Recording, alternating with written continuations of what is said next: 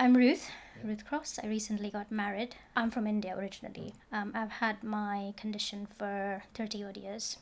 It's been hard, but it's made me the person I am today. I spent my professional life as a landscape architect.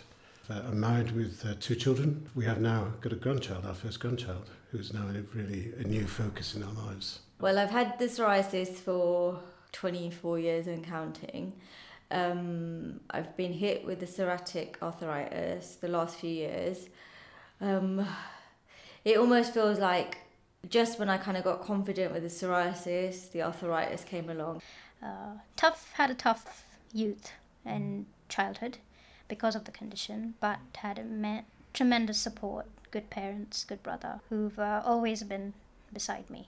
Yeah, about 30. I was around about 30 when I first noticed it. It was nothing more than a flaky elbow, and what I now see as a very sharp GP looked at it and said, that's psoriasis and you need to take care of it. And I've got an amazing family and friends. I mean, a lot of them did know about my psoriasis, but I think I kept like the details of it quite hidden. I was made to feel different. I was not allowed to go to school.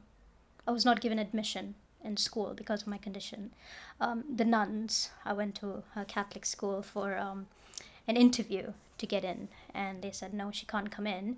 She's passed with flying colours, the tests and everything, but unfortunately we can't give her a seat because she's got a condition. But there's a protocol that all people with psoriasis have to go through in terms of what your GP or your consultant dermatologist can give you in it, and they can't just jump you into the sort of the more serious end without you going through all the ones that don't seem to work as well. And it's only in the last 3-5 years since I've been using biologics that I've had any real relief. I get told sometimes it's because you're in a low mood, and that's because my son's passed away. So I'm going through the whole grieving process as well as psoriasis and arthritis.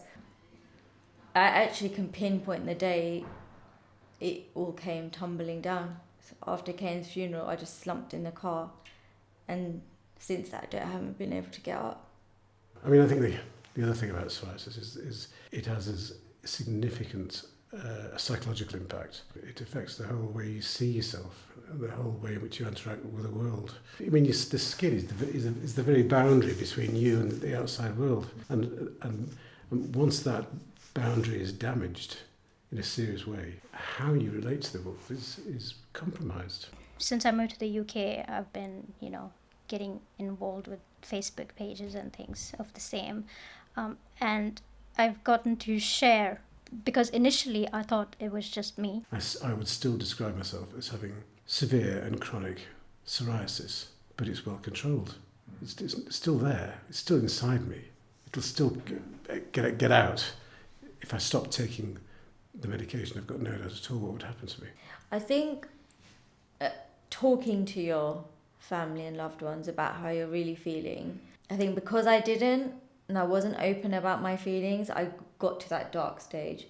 And I think it's not because they weren't there, it's because I didn't open up, because I didn't know how to, and I was too scared to, because I was scared of letting them know how bad stuff really was.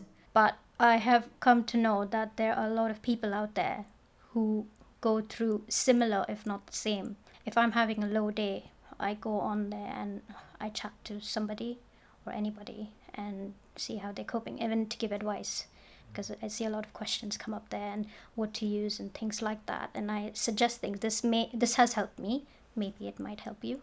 And then the other thing is having that medical support, the right team.